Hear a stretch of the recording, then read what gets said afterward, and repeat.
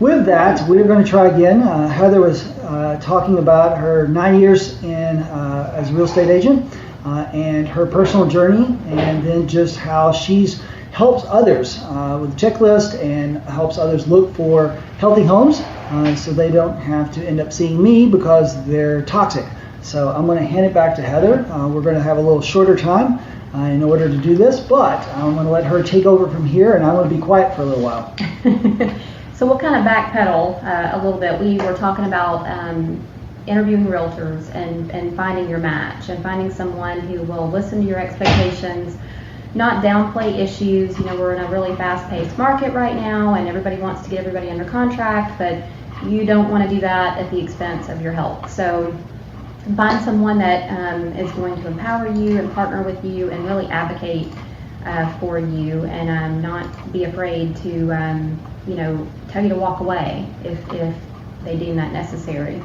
That said, some realtors, it's not really within our expertise to play inspector and to know those things to look for. I've actually kind of learned that through my own experiences and pitfalls with homes and new construction, and just have sort of rounded out a plan on exactly what I need to look for. You can approach it and look at windows, and you need to peek in the crawl space, and you need to walk to the basement and actually look up and not just the pretty finishings and where will my furniture go and that sort of thing. It's just looking at things through a little bit different lens.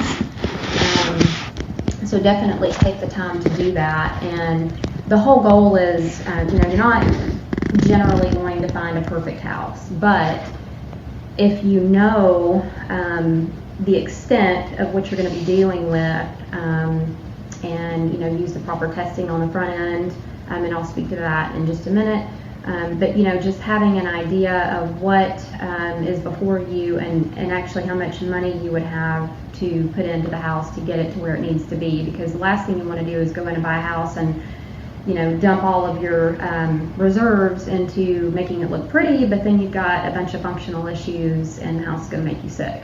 So having a realtor that's actually going to help you work through that process as well is pretty critical. Let's see, what else were we talking about? Framing expectations on the front end, right? With listing agents and having your realtor have that talk, and especially people are on different playing fields, right? Some people just can't move into a house with any past mold exposure or mold period. And then others are like, well, if I had a little bit of my crawl space and I know about it and I can get it remediated. So just figure out where you are within that spectrum, and talk with your doctor or whoever that can help you kind of arrive at what would be healthy for you.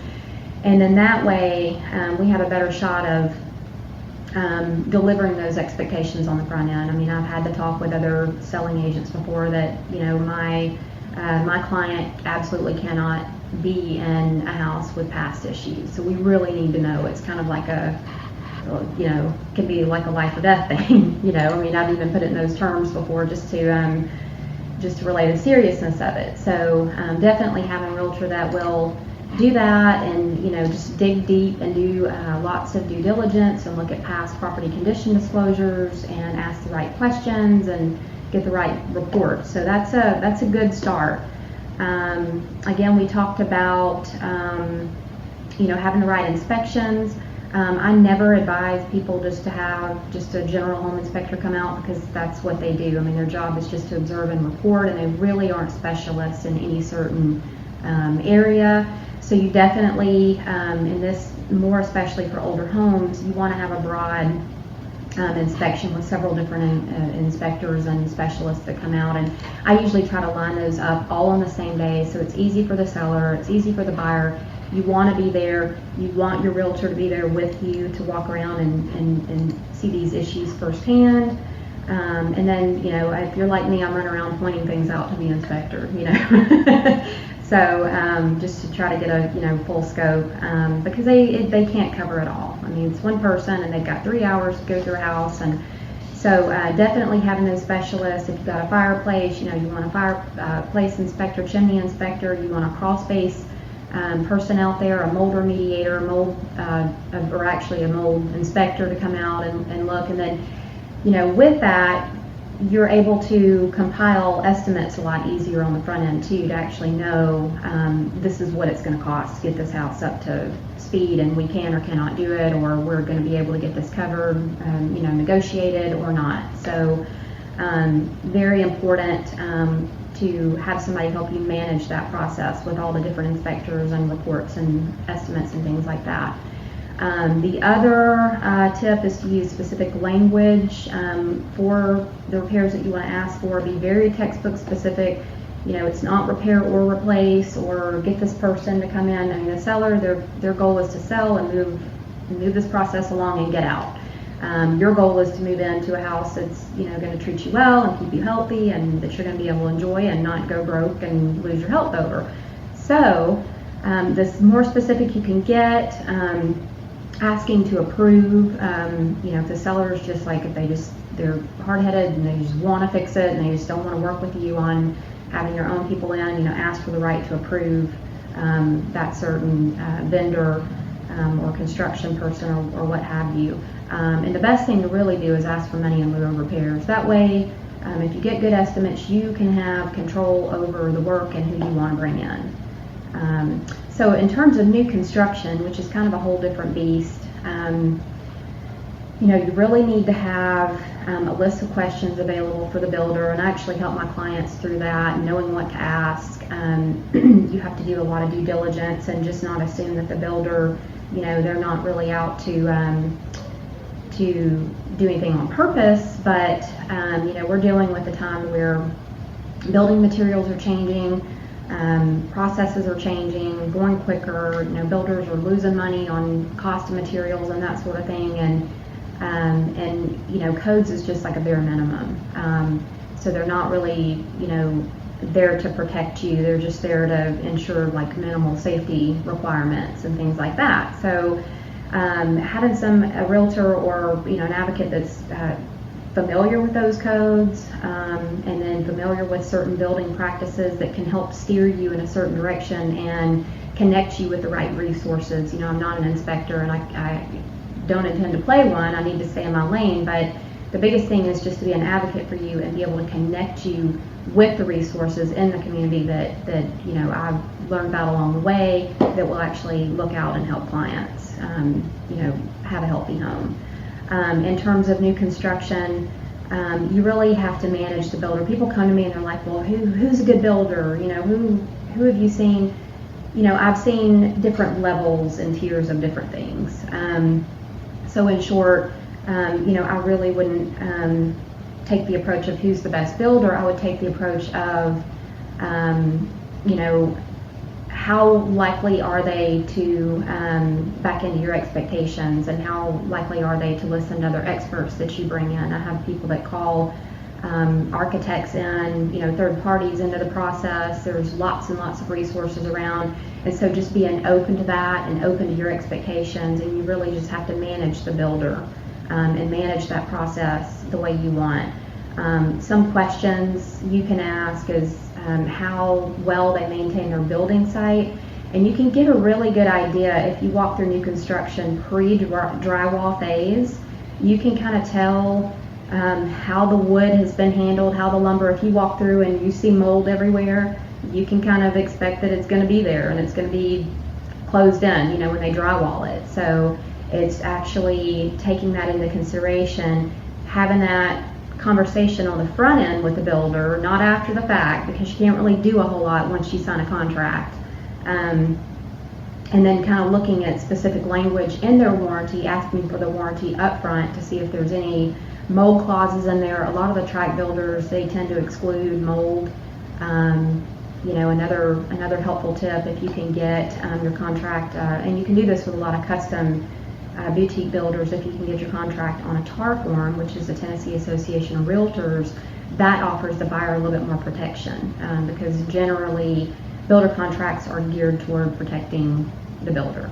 So again, just discussing those issues and your expectations prior to signing a contract, and outlining that actually in the contract, and even going as far as having an attorney review, laying out again what your requirements are, and then having that attorney review the contract, just to ensure it's all buttoned up and you're going to be protected. So again, you can get a lot of idea just walking through a drywall phase house on what you can expect to to encounter. Let's see.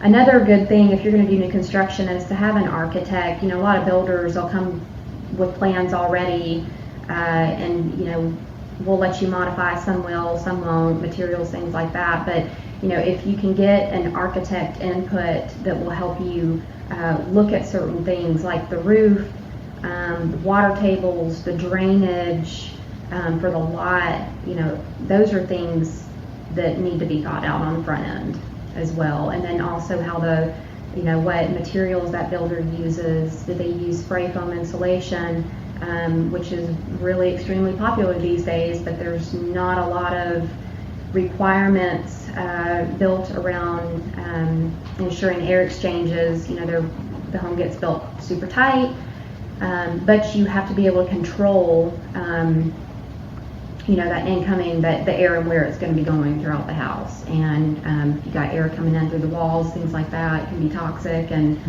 we've had to retrofit our house for that, so I've learned a lot. And just in terms of what testing codes requires in Williamson County, they're not builders aren't required to do a blower door test, so you don't really know how much air exchange you're getting, and if you're breathing in stagnant air and VOCs and that sort of thing. So again, something else to think about.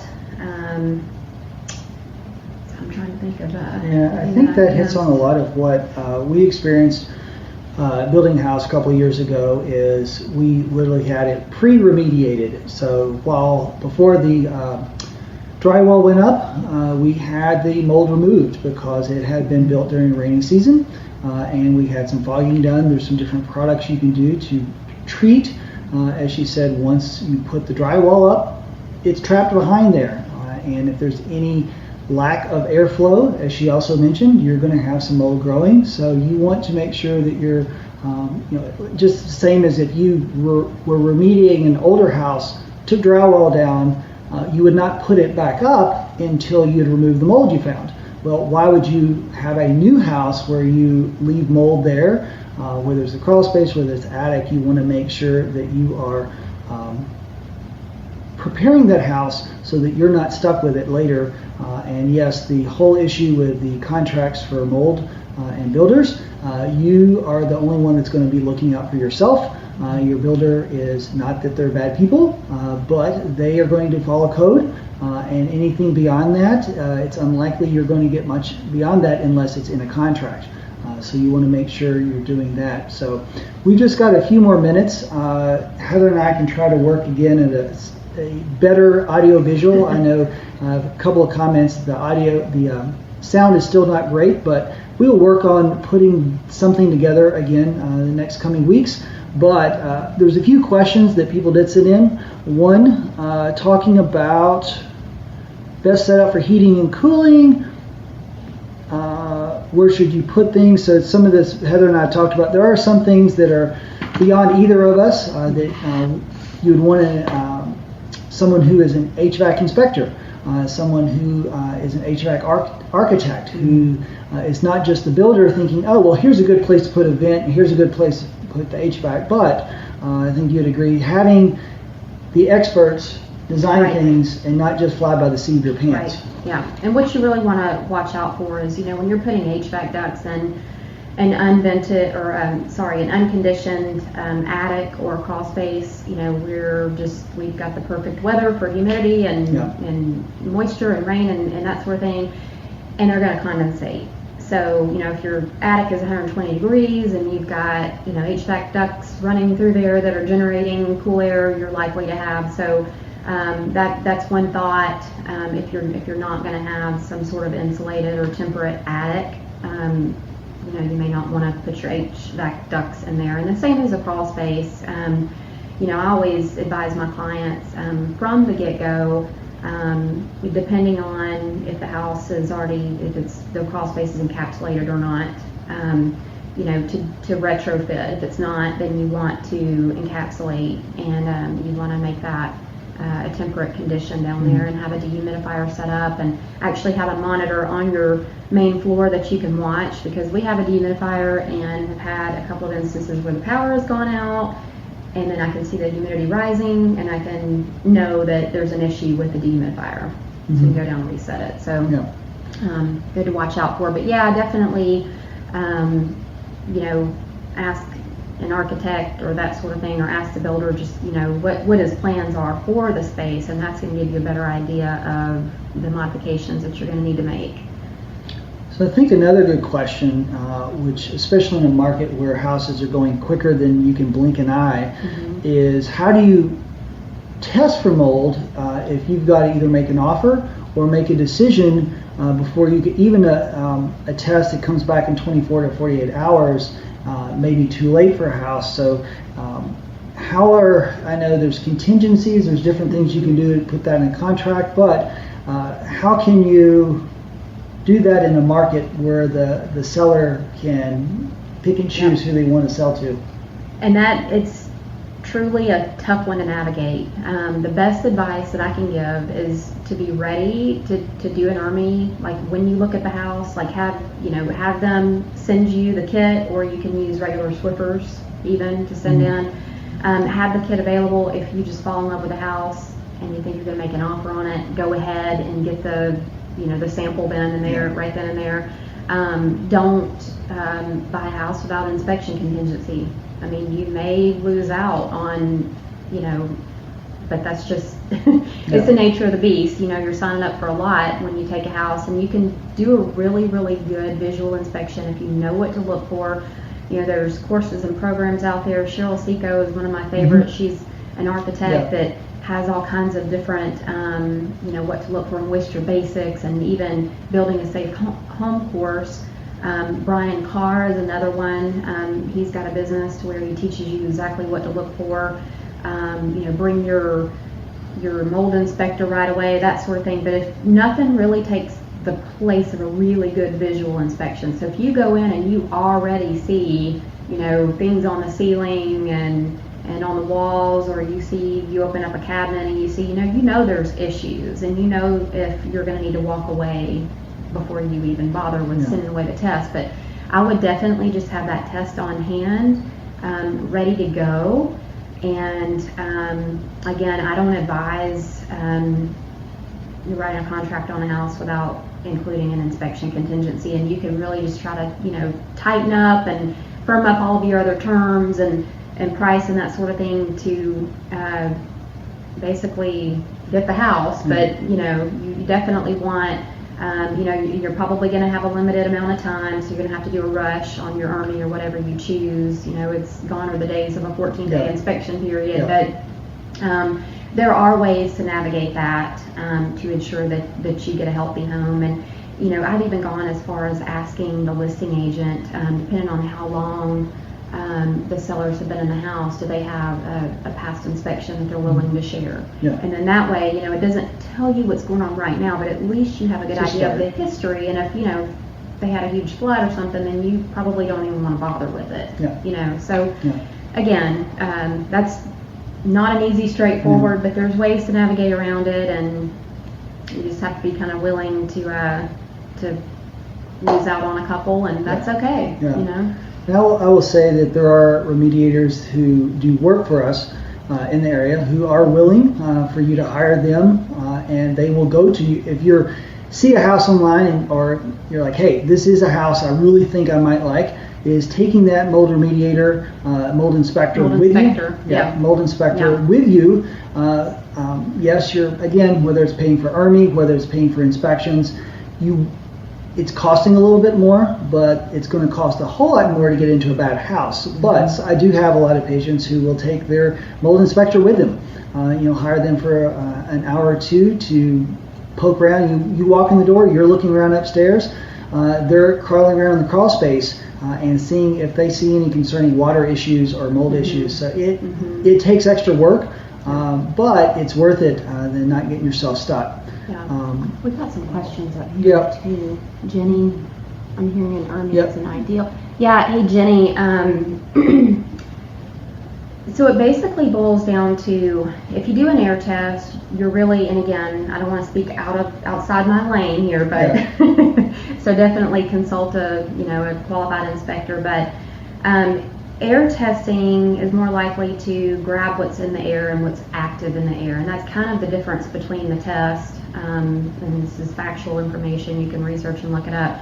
So an ERMI grabs the dust, which has, mold DNA in it. So it's going to tell you what's active and what's quote unquote dead, which could still give off toxic gases and things like that. So really it's going to give you the history. All different tests have their policies, they're not, nothing's perfect, but if you just do an air test, and I've had my own experience with this, it didn't detect my issues. And so, another year or two went on and we were thinking everything is okay, and it's not. So I actually would probably be more inclined to start with that one.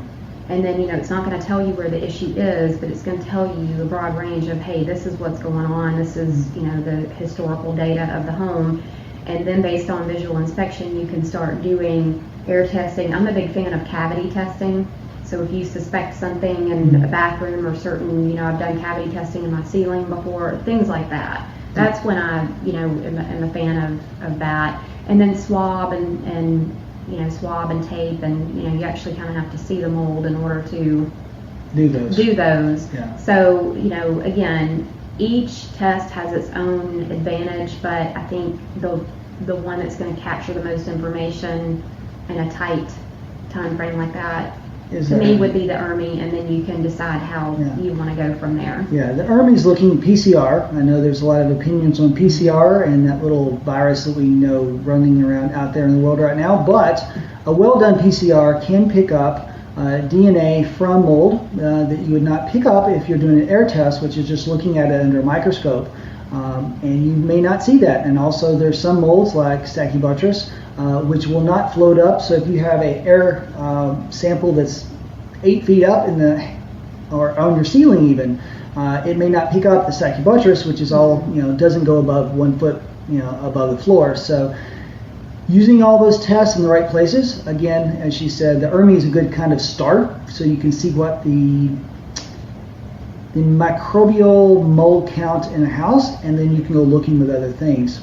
Now, Heather has to go, so we're going to quickly go through a couple of things, and then I'm going to respect her time, and she's got those people moving into Tennessee who want her to help them find a healthy house, so they're waiting on her, but she mentioned insulation, so spray foam can be an issue. I will just say I had a patient who 3 years later they had their spray foam inspected, and it was actually had not been mixed. So 3 years later their spray foam was still wet, and it was actually giving off VOCs. But it's another one of those tools. Spray foam in the right areas may be okay if it's mixed correctly, but if it's blocking, as she mentioned, if it's blocking airflow, you could technically create cavities where mold can grow.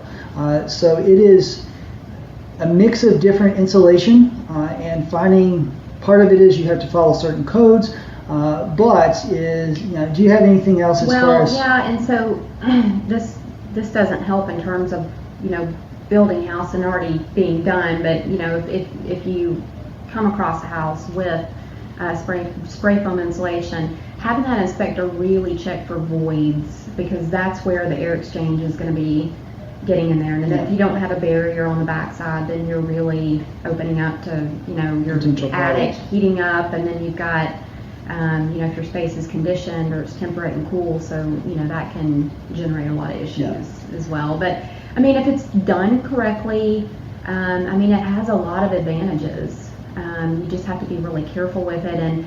And my advice is to get an ERV, energy recovery ventilation system on the front end. It's like bringing in makeup air, and it's mixing and dumping it back in your living space, so it's not stale air. And then with that, you kind of have to watch the humidity, because it's pulling in air from the outside, and you kind of want to assess all that on the front end, and not backpedal and end up with a bigger issue. Yeah. So there are companies out there as well that will consult with the builder. You pay them a fee, which in this case it's worth the fee on the front end than having to go and rip stuff out later to ensure it's done. But there are companies that you can consult with that will help, and because it's very technical. It's the HVAC loads and which they usually go by ASHRAE standards, but it's a little more detailed and complex than that, and they can help work through that. So again, it's just my goal is to connect people with the right resources to get the job done, and just advocate throughout the process to make sure that they're getting what they need. Yeah. Well, I'm going to answer the last question here real quick because I mentioned about we had our house sprayed before we put the drywall up. Someone Chris asked about products. We use a product called MDF. It is a hydrogen peroxide surfactant product. Now, before that, just like whether you're remediating an older house, you need to physically remove the mold, so that this is not just spray it and magically it all disappears, but having it scraped, sanded off in some form or fashion, and then spraying this on gets those remaining spores. But there's some other products, whether concrobium, some people use that. I've had patients have success with that. There's some natural products, citrus oil-based products that seem to be helpful. So there's a number of options out there. It kind of depends on the situation. And who, depending on where you're living, you may have access when mediators only use this product, or you may have a few choices. So that is something that we help guide our patients with. So, and the only thing I'll speak to on that is you really want to be sure you're not using a water-based product, because you don't want to put more water and humidity and moisture into the wood and not let it properly dry out. And this goes for new construction or in your home. Yes. Because a lot of they're a water base and is basically spraying water in and just trapping it. So if it's not fully dried out, then you're going to have issues later on. And so removal is best. Yes. Best course of action. All right, everybody. I appreciate everybody's patience with the technical difficulties. We're going to work on those before I embark on another interview. But I appreciate Heather joining us here today. And if you want to reach out to me, you can find me. I'm on Instagram, the Holistic Realtor TN for Tennessee, and then the holisticrealtortn.com. And there's a whole host of resources there, from functional medicine practitioners to mold inspectors and EMF and just all sorts of things. And you can also find her website as a link on our website. So we do have some resources there, and want patients to have an opportunity to have someone guide them through that. So I appreciate your time today. Absolutely. And thank you for having me. We will if we do this again, we will make this a little smoother next time. So thanks for everybody, and we look forward next, let me see when the next Facebook Live, so I can tell you. I don't have exactly what it's going to be on, but I will be able to tell you that it is on April the 8th is our next Facebook Live. So I will see you then. Have a good day.